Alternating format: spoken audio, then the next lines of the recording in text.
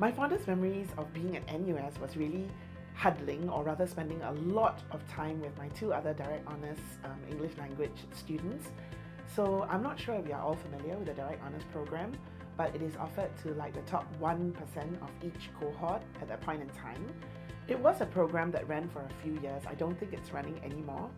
But as a result of having a very small class size, we had to take and join courses for the Year 2, Year 3 and Year 4 modules.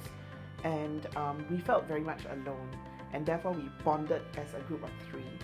We had a lot of parties, a lot of potlucks. We were very, very close-knit, as I mentioned. I remember once when we decided to park ourselves in what we thought was an abandoned stairway. But I now know better that it isn't an abandoned stairway.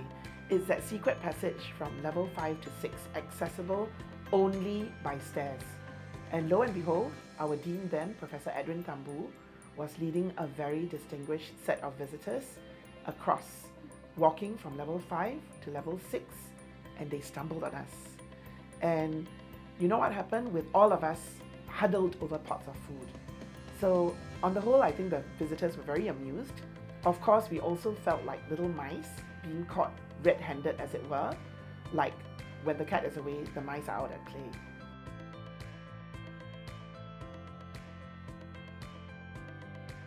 Some of the highlights of my career. Okay, I'd like to say that perhaps the very first significant highlight would be what I mentioned earlier, which is being accepted into the very prestigious Direct Honours program in English language. In terms of my career pathways, it began to be very clear at that time when I was being supervised by my honours dissertation supervisor, Dr. N. Pakir. She was very frankly the one who planted in me the idea of doing a PhD even at that very early stage of my career, namely at the second year of being at NUS. I remember her taking out books from her shelf, of very famous authors in sociolinguistics who were still very much alive. And I remember her basically saying, "Who do you want to study with?" And I thought to myself, wow, you mean I have a choice to study with all these people?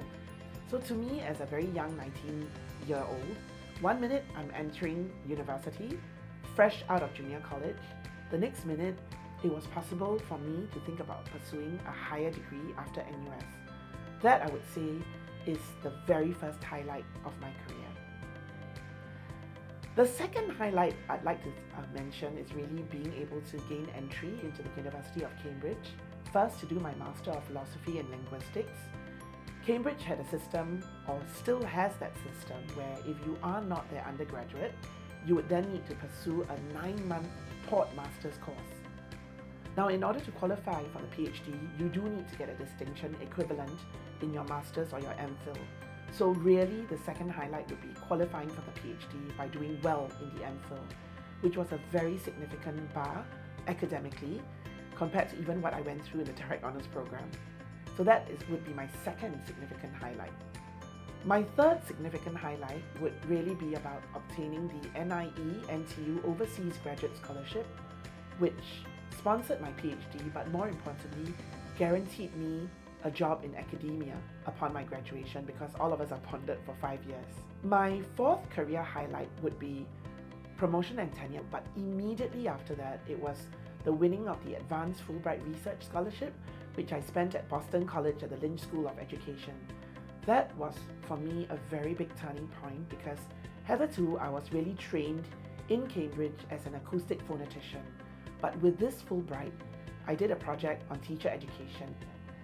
At that point in time, I was Associate Dean of Teacher Education, and I felt extremely vested that if I had to prove to our stakeholders, the Ministry of Education, about what works and what doesn't work, I needed to provide the research evidence to convince them. So after my foray into the United States of America through the Advanced Fulbright Research Scholarship, I embarked on a second line of inquiry in my research, which is building an evidence base to grow Singapore's teachers. Through this Fulbright, I was able to work with truly the best in the field of teacher education. The next career highlight that I would like to talk about is being appointed as a full professor. It is again a very high bar, because the NTU, just like the NUS, is about high quality and upholding standards of the top universities in the world. But what was important was that initially I did not want to pursue a career to get my full professorship because I felt that it was a very selfish endeavor. But then my director of NIE, the late Professor Lee Sing Kong, convinced me that if you really want to serve NIE and the university at the highest levels possible, you do need to be a full professor. You do need to be a full professor in order to advocate for your colleagues and to serve on committees that are only reserved for full professors. The rest, as they say, is history. Finally, of course, I'd like to say that my sixth career highlight really happened last year, and a few things happened at the same time. In 2024, May, I was awarded the President's Chair Professor in Education. It really wasn't something that I expected. It is given to a very select few full professors. To be bestowed with such an honor in my academic life was truly humbling, but even more so was the appointment as Adjunct Professor with NUS, the National University of Singapore, where, as you have heard, it all began at the Department of English Language and Literature, now known as the Department of English, Linguistics, and Theatre Studies.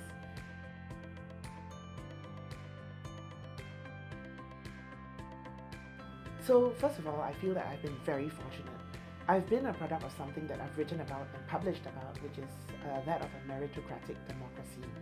It is what Singapore stands for, and I feel that I've been a very lucky product and recipient and beneficiary of the system. I just wanted to say that I'm very happy.